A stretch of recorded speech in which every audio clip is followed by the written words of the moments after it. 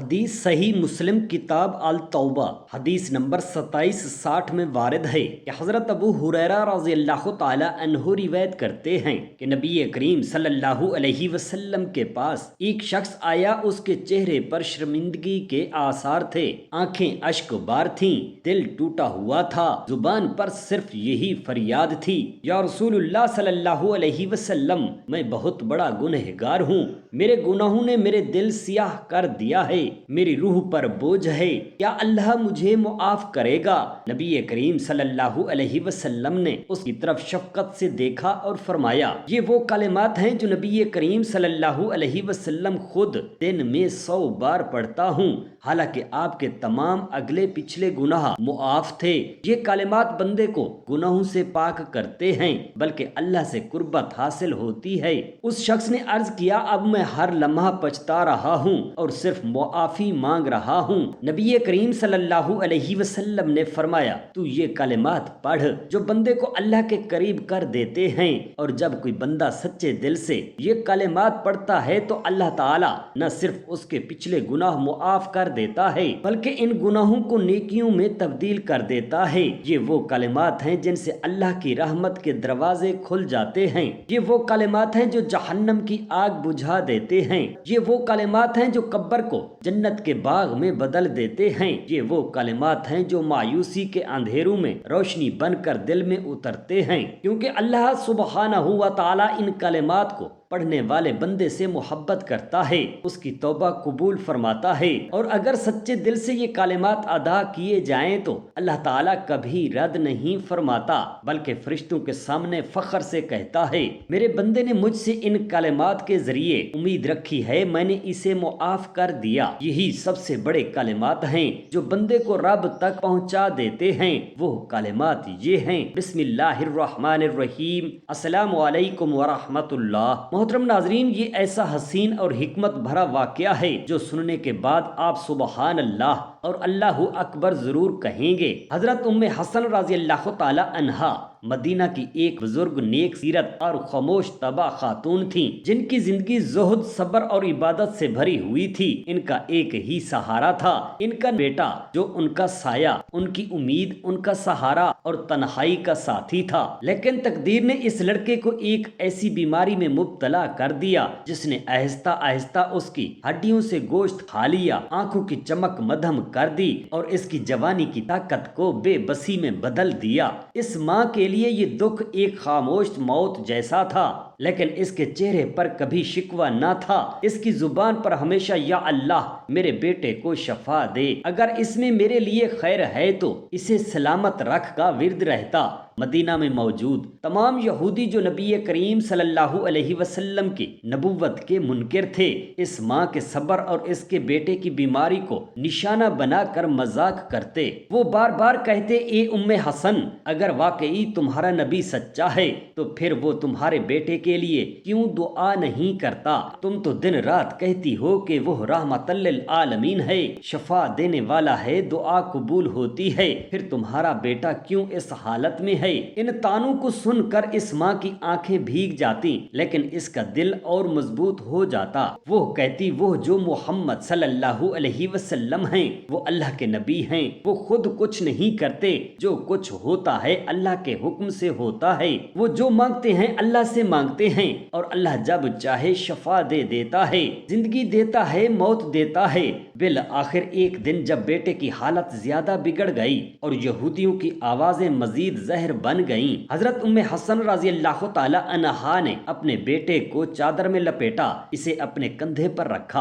اور آہستہ آہستہ نبی کریم صلی اللہ علیہ وسلم کے دربار رحمت کی طرف چل پڑی۔ ہر قدم کے ساتھ اس کی کمر جھکتی جا رہی تھی، ہر لمحے آنکھوں سے آنسو بہ رہے تھے اور دل میں یہی دعا تھی، یا اللہ تیرے نبی سے دعا کروا کر لاؤں، تو چاہے تو میرا بیٹا سلامت ہو جائے۔ لیکن جب وہ گلی سے گزر رہی تھی جہاں یہودی بیٹھے مذاق کرتے تھے، ایک یہودی عورت نے کہا مار کر کہا، اب کہاں جا رہی ہو؟ اب کیا نبی تمہارے بیٹے کو زندہ کر دے گا؟ حضرت ام حسن رضی اللہ تعالی عنہا نے جواب نہ دیا، صرف دل میں اللہ سے کہتی رہی، اے میرے رب، آج تیری حکمت کا ظہور فرما دے، آج میرا ایمان بے رنگ نہ ہو۔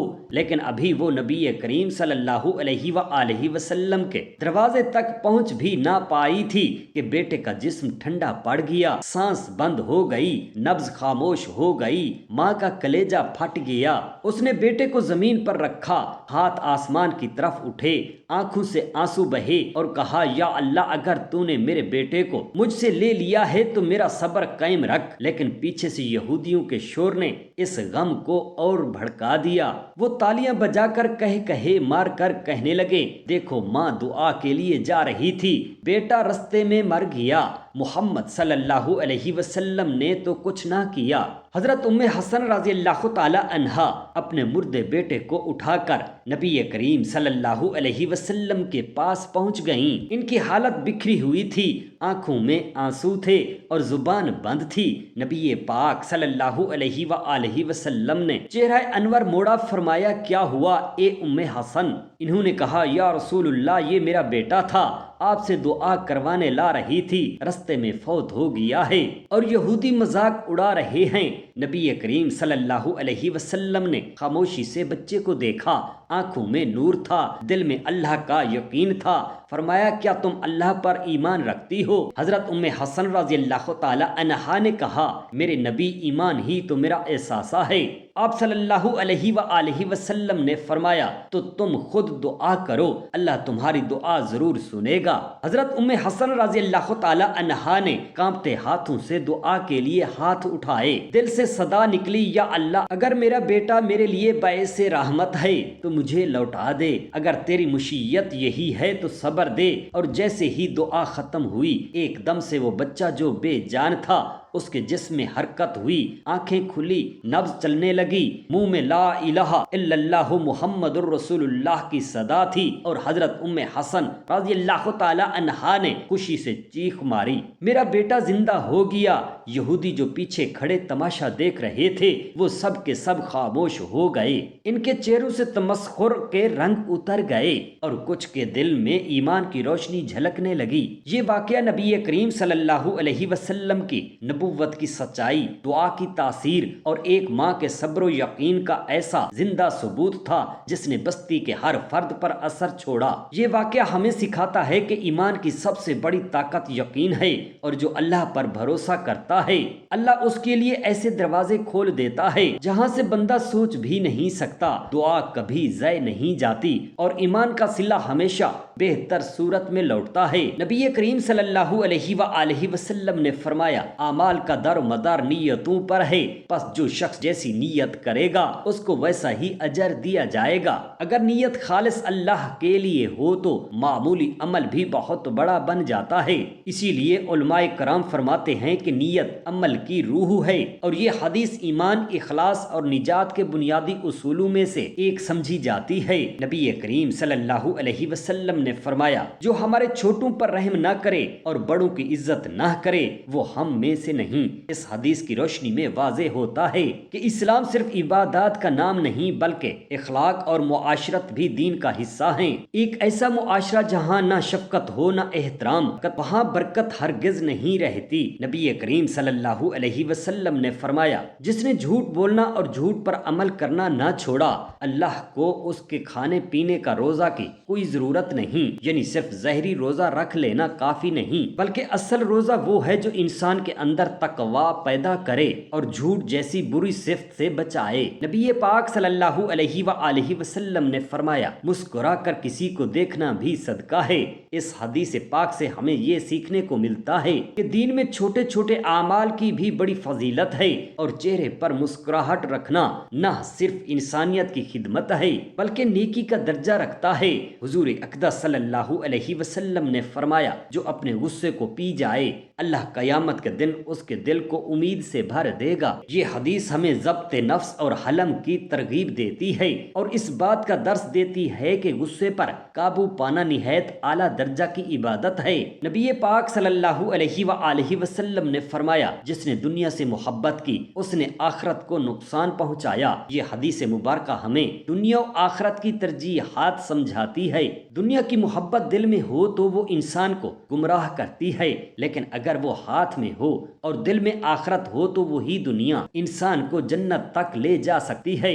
نبی کریم صلی اللہ علیہ وآلہ وسلم نے فرمایا مومن کے لیے ہر حال میں خیر ہے، خوشی ہو یا غم، یعنی ایک مومن کی زندگی سراسر خیر ہی خیر ہے۔ اگر اسے راحت ملے تو شکر کرتا ہے اور اگر مصیبت آئے تو صبر کرتا ہے اور دونوں صورتوں میں اجر پاتا ہے۔ نبی کریم صلی اللہ علیہ وسلم نے فرمایا سب سے بہتر وہ ہے جو دوسروں کے لیے بہتر ہو۔ اس حدیث مبارکہ سے پتہ چلتا ہے کہ ایک مسلمان کی شخصیت ایسی ہونی چاہیے جو دوسروں کے لیے فائدہ مند ہو، صرف اپنی ذات تک محدود نہ رہے۔ نبی کریم صلی اللہ علیہ وسلم نے فرمایا زبان کو قابو میں رکھو، یہی تمہیں جنت میں لے جائے گی۔ زبان سے نکلا ہوا ایک لفظ انسان کو جہنم میں لے جا سکتا ہے اور ایک لفظ جنت کا دروازہ کھول سکتا ہے۔ اسی لیے خاموشی اور نرمی سے بات کرنا بہت بڑی نیکی اور اجر ہے۔ نبی کریم صلی اللہ علیہ وسلم نے فرمایا پاکیزگی آدھا ایمان ہے، یعنی جسم و دل دونوں کی صفائی نصف ایمان کے برابر ہے۔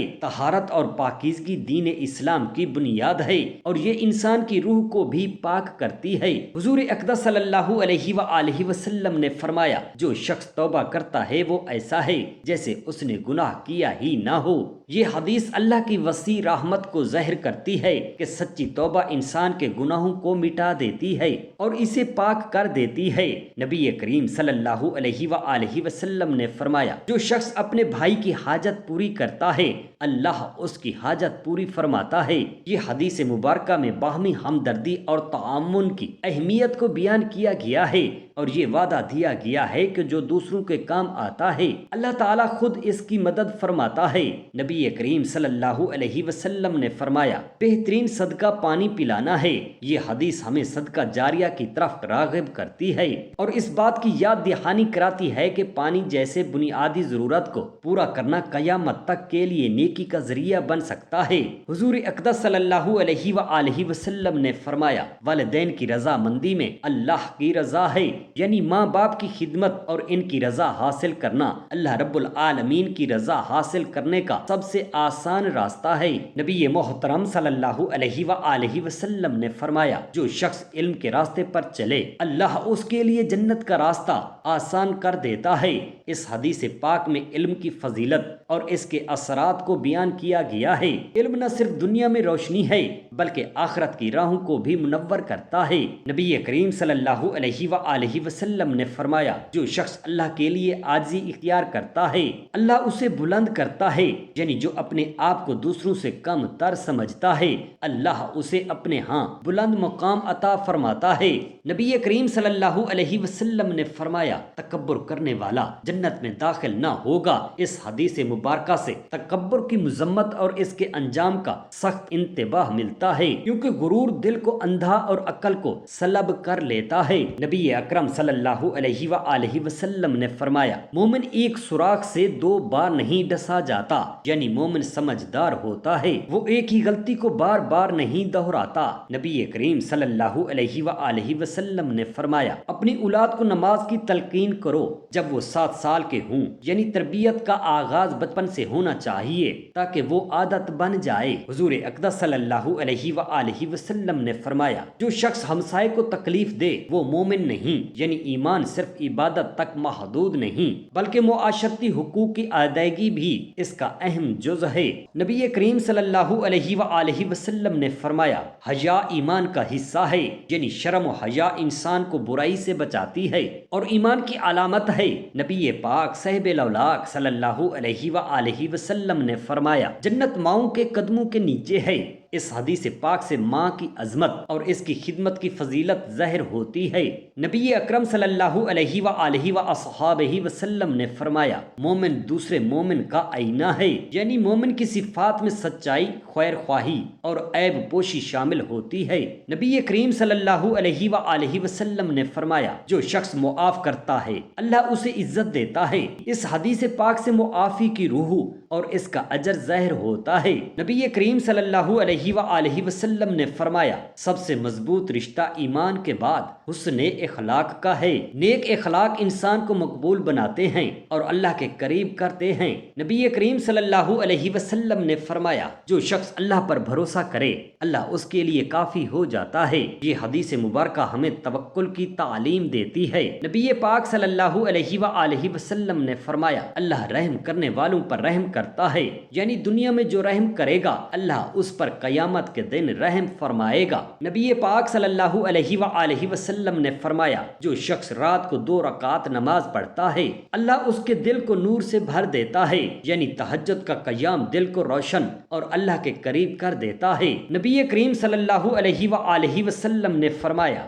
بہترین شخص وہ ہے جو قرآن سیکھے اور دوسروں کو سکھائے۔ اس حدیث مبارکہ سے تعلیم قرآن کی عظمت اور اس کے سیکھنے سکھانے والوں کا بلند مقام ظاہر ہوتا ہے۔ حضور اقدس صلی اللہ علیہ وآلہ وسلم نے فرمایا، حسد نیکیوں کو ایسے کھا جاتا ہے جیسے آگ لکڑی کو کھاتی ہے، یعنی حسد انسان کی نیکیوں کو ختم کر دیتا ہے اور دل کی بیماریوں میں سب سے بدترین ہے۔ حضور اقدس صلی اللہ علیہ وآلہ وسلم نے فرمایا، غیبت زنا سے بھی بڑا گناہ ہے، کیونکہ زنا کا گناہ توبہ سے معاف ہو سکتا ہے، مگر غیبت کا گناہ تب تک معاف نہیں ہوتا جب تک مظلوم معاف نہ کرے۔ نبی کریم صلی اللہ علیہ وسلم نے فرمایا، جو بندہ اللہ سے ڈرتا ہے اللہ اسے ہر مشکل سے نجات دیتا ہے، یعنی تقوی انسان کی حفاظت کرتا ہے۔ نبی کریم صلی اللہ علیہ وسلم نے فرمایا، لوگوں میں سب سے بہتر وہ ہے جو سب سے زیادہ فائدہ پہنچانے والا ہو۔ یہ حدیث مبارکہ ہمیں سماجی بھلائی کی طرف متوجہ کرتی ہے۔ نبی کریم صلی اللہ علیہ وسلم نے فرمایا، سچائی نجات دیتی ہے، جھوٹ ہلاکت میں ڈال دیتا ہے، یعنی سچ انسان کو اللہ کے قریب کرتا ہے اور جھوٹ اسے جہنم کی طرف لے جاتا ہے۔ حضور اقدس صلی اللہ علیہ وسلم نے فرمایا، اللہ کو سب سے زیادہ محبوب عمل وہ ہے جو مسلسل کیا جائے اگرچہ تھوڑا ہو۔ اس سے عمل کی تسلسل کی اہمیت معلوم ہوتی ہے۔ نبی کریم صلی اللہ علیہ وسلم نے فرمایا، اپنی بیویوں کے ساتھ حسن سلوک کرو، کیونکہ تم میں سب سے بہتر وہ ہے جو اپنے گھر والوں کے ساتھ بہتر ہو۔ یہ حدیث پاک خاندان میں محبت اور عدل کو فروغ دیتی ہے۔ حضور اقدس صلی اللہ علیہ وآلہ وسلم نے ارشاد فرمایا، عاجزی اختیار کرو، کیونکہ جو شخص تکبر کرے گا اللہ تعالیٰ اسے ذلیل و رسوا کرے گا۔ اس سے عاجزی کی برکتیں ظاہر ہوتی ہیں۔ نبی کریم صلی اللہ علیہ وسلم نے فرمایا، جو شخص والدین کی خدمت کرتا ہے اللہ اس کے لیے جنت واجب کر دیتا ہے، یعنی والدین کی خدمت جنت کے دروازے کھولتی ہے۔ نبی اکرم صلی اللہ علیہ وآلہ وسلم نے فرمایا، دعا مومن کا ہتھیار ہے، یعنی دعا ہی وہ طاقت ہے جس سے مومن ہر آزمائش میں کامیاب ہو جاتا ہے۔ نبی کریم صلی اللہ علیہ وآلہ وسلم نے فرمایا، قبر آخرت کی پہلی منزل ہے، اگر وہ آسان ہو جائے تو باقی سب منزلیں آسان ہو جایا کرتی ہیں۔ اس حدیث مبارکہ میں موت کی تیاری اور قبر کی ہولناکی سے پہلے اصلاح نفس کی دعوت دی گئی ہے۔ محترم ناظرین، حضرت ابو ہریرہ رضی اللہ تعالی عنہ بیان کرتے ہیں کہ ایک مرتبہ ایک شخص نبی کریم صلی اللہ علیہ وآلہ وسلم کی خدمت بابرکت میں حاضر ہوا۔ وہ سخت غم زدہ، بے قرار اور آنکھوں سے آنسو بہاتا ہوا تھا۔ اس نے آ کر عرض کیا، یا رسول اللہ صلی اللہ علیہ وسلم، میں بہت بڑا گنہگار ہوں، میں نے اپنی زندگی میں ایسے گناہ کیے ہیں کہ اب میرا دل کرتا ہے زمین پھٹے اور میں اس میں دفن ہو جاؤں، کیا اللہ رب العالمین مجھے معاف کرے گا؟ رحمت للعالمین نبی کریم صلی اللہ علیہ وآلہ وسلم نے اس کی طرف محبت اور شفقت سے دیکھا، فرمایا، کیا تم نے اللہ کی طرف رجوع کر لیا ہے؟ وہ شخص بولا، جی ہاں یا رسول اللہ، اب میں دن رات روتا ہوں، سجدے میں پڑا رہتا ہوں، صرف ایک ہی سوال ہے، کیا اللہ مجھے معاف کرے گا؟ نبی کریم کریم صلی اللہ علیہ وسلم نے فرمایا اللہ تعالیٰ کے رحمت کے دروازے بہت وسیع ہیں، اس کے خزانے کبھی ختم نہیں ہوتے، وہ تمہارے گناہ سے کہیں زیادہ رحمت رکھنے والا ہے۔ اگر تم سچے دل سے توبہ کرو اور یہ کلمات پڑھو تو اللہ رب العالمین تمہیں ضرور معاف کرے گا۔ وہ شخص ندامت میں ڈوبا ہوا واپس چلا گیا اور دن رات اللہ سے گڑ گڑا کر معافی مانگنے لگا، حتیٰ کہ لوگوں کو اس کے رونے کی آوازیں راتوں کو سنائی دیتی۔ وہ مسجد نبوی کے ستونوں سے لپٹ کر کہا کرتا، اے میرے رب، میں تیرا نافرمان ہوں لیکن اب تیرے در سے کہیں نہیں جاؤں گا، مجھے معاف کر دے یا رب معاف کر دے۔ ایک دن نبی کریم صلی اللہ علیہ وسلم نے صحابہ کرام رضوان اللہ علیہم اجمعین کے درمیان بیٹھے ہوئے فرمایا، کیا تم جانتے ہو کہ فلاں شخص جو میرے پاس توبہ کے لیے آیا تھا، آج رات اس نے اللہ سے کیسے دعا کی؟ سب خاموش ہو گئے۔ نبی کریم صلی اللہ علیہ وسلم نے فرمایا، اس نے کہا، واللہ انی استغفر اللہ واتوب الیہ فی اليوم اکثر من 70 مرہ۔ یا اللہ، اگر تو مجھے معاف نہ کرے تو میں کس کے پاس جاؤں گا؟ اگر تو نے میری توبہ قبول نہ کی تو میں کس در پر جاؤں گا؟ یا اللہ، تو میرا رب ہے، تیرے سوا نہ کوئی معاف کر سکتا ہے نہ سمجھ سکتا ہے۔ پھر نبی کریم صلی اللہ علیہ وسلم نے فرمایا، اللہ نے اس کی توبہ قبول کر لی اور آسمان پر اعلان کر دیا گیا کہ میرے بندے نے مجھ پر بھروسہ کیا، اس کے تمام گناہ معاف کر دیے گئے۔ حضرت ابو ہریرہ رضی اللہ تعالی عنہ فرماتے ہیں کہ وہ شخص بعد میں ایسا عبادت گزار بن گیا کہ لوگ اس کی دعا کے لیے اپنے بچوں کو لے کر آتے۔ وہ شخص جن گلیوں میں سے گزرتا وہاں رحمت برستی، لوگ اس کی عاجزی سے سیکھتے اور وہ ہر وقت یہ کہتا، اللہ رب العالمین نے مجھ جیسے گنہگار کو بخش دیا، تم کیوں مایوس ہو؟ یہ واقعہ ہمیں بتاتا ہے کہ اللہ کی رحمت بے حد وسیع ہے، جو سچے دل سے رجوع کرے اللہ اسے کبھی رد نہیں فرماتا، اور جو رات کی تنہائی میں آنسو بہا کر توبہ کرے اس کے لیے اللہ آسمان کے دروازے کھول دیتا ہے اور فرشتے اس کے لیے دعا کرتے ہیں۔ یہ واقعہ صرف اس ایک بندے کی کہانی نہیں بلکہ ہم سب کے لیے امید کا چراغ ہے کہ کبھی دیر نہ کریں، فوراً لوٹ آئیں، کیونکہ اللہ رب العالمین ہمیں ہمیشہ معاف کرنے کے لیے تیار ہے۔ بحوالہ حدیث صحیح مسلم کتاب التوبہ۔ یا اللہ، ہم تمام مسلمان بہن بھائیوں کے دلوں کو اپنی یاد سے زندہ فرما دے، ہمیں سچی توبہ کی توفیق عطا فرما دے، ہمارے گناہوں کو معاف فرما دے اور ہمیں اپنی رحمت کے سائے میں ہمیشہ کے لیے پناہ دے دے۔ یا رب، ہمارے آنسو قبول فرما، ہماری دعاؤں کو شرف قبولیت عطا فرما اور ہمیں دنیا و آخرت کی شرمندگی سے بچا لے، آمین یا رب العالمین۔ جزاک اللہ خیرا کثیرا۔